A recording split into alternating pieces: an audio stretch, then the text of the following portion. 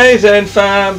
So, I thought now that is the 19th of November 2021, it's time to do the this side of the Atlantic first birthday celebration video of the PlayStation 5. I'm gonna have to find a way to condense that title, I think.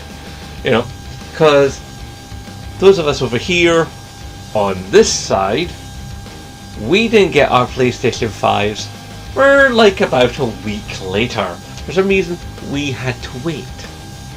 Which, at the time, was annoying, to say the very least.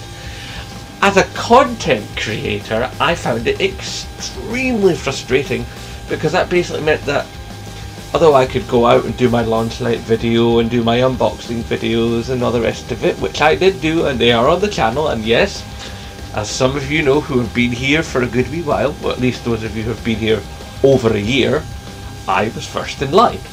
I was first in line for my pre-order, and I was first in line on launch night picking it up, because I'm not much of a PlayStation fruitcake. So, okay. So we get it a week later. So you're probably wanting to know, how does Zen Bloke feel about the first year of the PlayStation 5?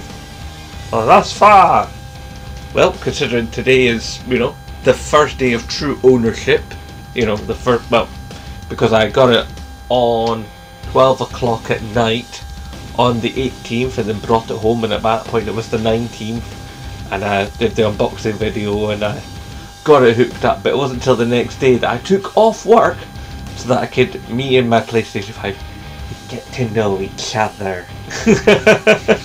As I'm sure most ridiculous tech people do. You want a bit of time with the new toy! Although I don't use that expression in front of my wife, because my wife just goes, oh, you spend all this money on your toy. She uses this, she says toy in a really derivative fashion. But, you know, she's not a gamer, she'll never understand, and I just have to live with that. You know, there's some things that some people do that other people don't do, and never the twain shall meet. And such is life, and such is relations with other humans. Anyway. Before I continue, I must apologise. Of recent times, sometimes the sound has been a bit off in some of these videos. It may even turn out to be a bit off in this video. And that's basically because this puppy here, it's starting to die. So yeah, my mic is starting to go and I'm skinty poos, guys and girls. So like, hopefully after Christmas maybe I can find a cheap second-hand mic that sounds okay, and hopefully sounds better than that does right now, because I think that mic is starting to break down, because it used to be fine, but recently it's a 50-50. Either it's going to be grand, or there's going to be a not great noise following along underneath the soundtrack, and I can only apologise for that. And it would have been alright if it was PlayStation 4, because the PlayStation 4 camera had an independent mic in it. The HD camera does not have a mic in it, so if I want to use the mic, I've got to go with the mic in that. And we all know that the mic in the DualSense, as wonderful as the DualSense is, it's not that great a mic.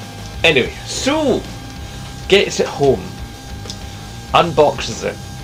Immediately I'm impressed by the build quality of the machine. It feels sturdy, feels well built, but it's heavy as all heck. I mean, wow. But we knew this. We knew this before the PlayStation launched. It was going to be a heavy machine. And instantly I was impressed, once I finally got around to turning it on, at the speed of operation. And the one thing I didn't have a problem with straight away was knowing how to turn it off. I know there was a lot of people for a wee while there going, how do you turn a PlayStation 5 off? It's so confusing. No, it's not. It wasn't confusing in the slightest. In fact, honest to God, it's just as simple as it was on the PS4. It's just in a slightly different place. Network connection. I actually thought the network connection might be a little bit faster. I don't think it is, but it definitely upscaled PlayStation 4 games, and it continues to upscale PlayStation 4 games. I think It's actually now slightly better at it. I mean, there's obviously been firmware tweaks here and there. I found the machine to be whisper quiet. A year on, I've not actually had the bravery to take off the face plates and get in there and clean her. Obviously, at some point I'm going to have to figure that out when I eventually, somehow, God knows how, get the money up for SSD expansion. Yes, I've had to do a lot of deleting of things that I didn't want to delete just yet, games I like to come back to, but, you know, you only have so much space on a PlayStation 5, so needs must as the devil drives. As far as PlayStation Network services are concerned, like PlayStation Plus, I found this year's PlayStation Plus to be very much feast or famine. There have been some incredible releases on PlayStation Plus this year, and there have been some others that are just been complete and utter dog water. So it's like much the same as any other year with PlayStation Plus, to be fair. I mean, okay, there were a couple of bad years there before, but by and large, PlayStation Plus, year in, year out, you get some great stuff, and you get some other stuff that, like, you look at the release and you go, well, I guess I'm saving in hard disk space. That's the best you can do. It's ridiculous, but, you know, there's not a lot you can do about it. It's not like we can pressure Sony into giving us better games, because Sony's going to do what Sony's going to do. The DualSense. As you see, I now have a black DualSense, but up until recently I still had my launch model white and black DualSense, and I chuffing love that controller. It's, honest to God, it's the nicest controller I've ever held, and I thought the DualSense 4 was something else. I mean, sorry, DualShock 4. The DualShock 4 I thought was the ultimate expression of a gamepad. I really honestly did.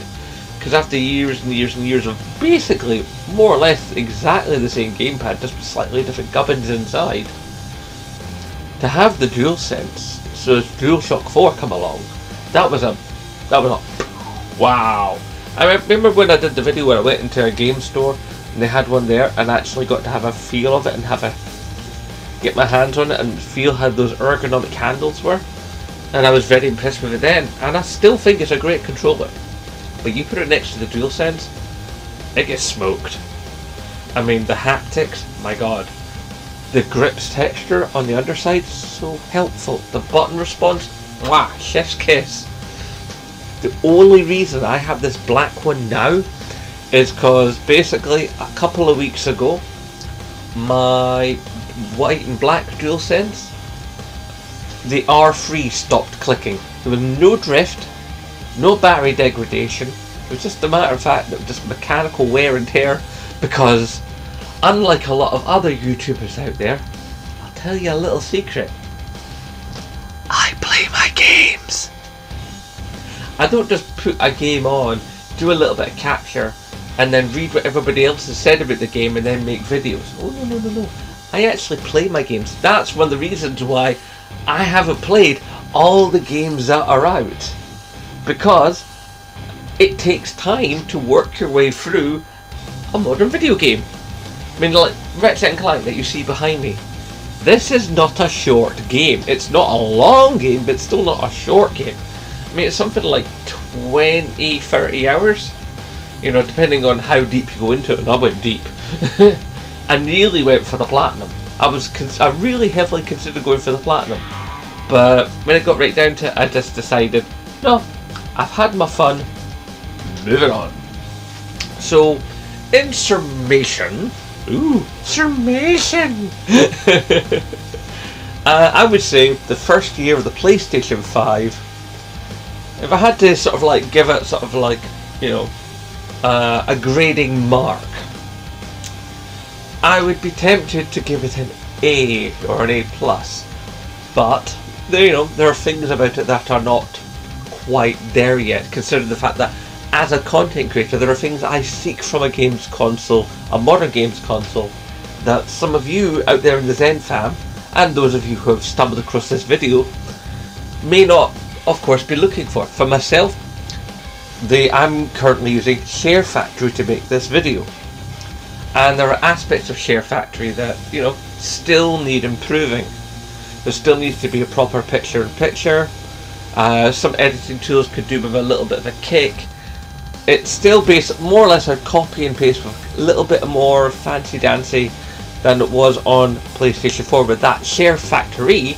Now with Share Factory Studio, there's a little bit more, but what there really needs to be, and I've specified this for the longest time, is a companion app on your phone where you can film things and then pass them straight to Share Factory, or you know, you can like, you know, have, you know, like photos or whatever, music you want to load, anything you want to load straight to Share Factory right from your phone, instead of having to do all the malarkey that I do now, where basically I film on my phone, I then send everything on my phone into Dropbox, then from Dropbox on my PC, copy it onto a stick, take the stick to the PlayStation, copy from the stick into the PlayStation, hope that all the files move across, because sometimes they don't.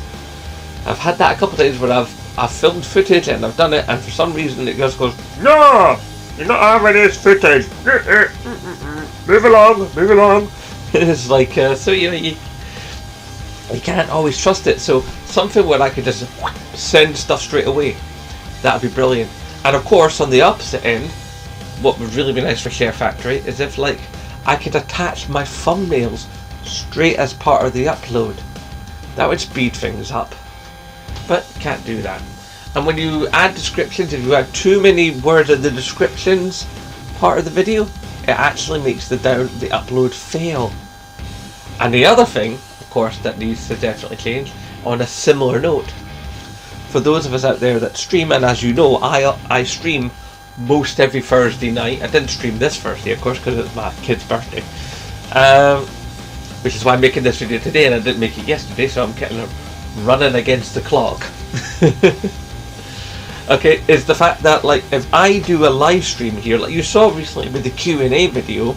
Now, the last time I did a Q&A video, I did that on the PS4, and I had no green screen fog whatsoever. However, on PlayStation 5, for some reason, even though it's exactly the same green screen and exactly the same 3 lights, yeah, it just goes green fog, and it makes the video content look not great, and that needs to change. So Sony, you're probably not listening, but I'd like to hope that someday someone gets through to you that you need to fix the chroma settings in the settings screen for streaming, because it's one screen for chroma, and that's across streaming and Share Factory. And quite frankly, something in your streaming programs does not allow for exactly the same setup to work in exactly the same way across the two programs on the same platform. So that needs fixing. So with that in mind, I think my initial grade has to be amended, and I amend it to a B+. Almost great, you know. A lot of fun, great system, worth the money, not a single regret, not ever. Love my PlayStation 5, but there is room for improvement. Storage, you know, storage and basically green screen settings, and of course how some of the stuff in Share Factory, but the way it plays games, the interfacing of the games, the UI, all grand, lovely jubbly, no complaints there. Anyway, I think that will conclude this 1-year birthday sort of celebration, culmination of thoughts type video thing. Alright guys, you know the drill. Hashtag support Scottish YouTubers. And of course, as always, aye, nae bother.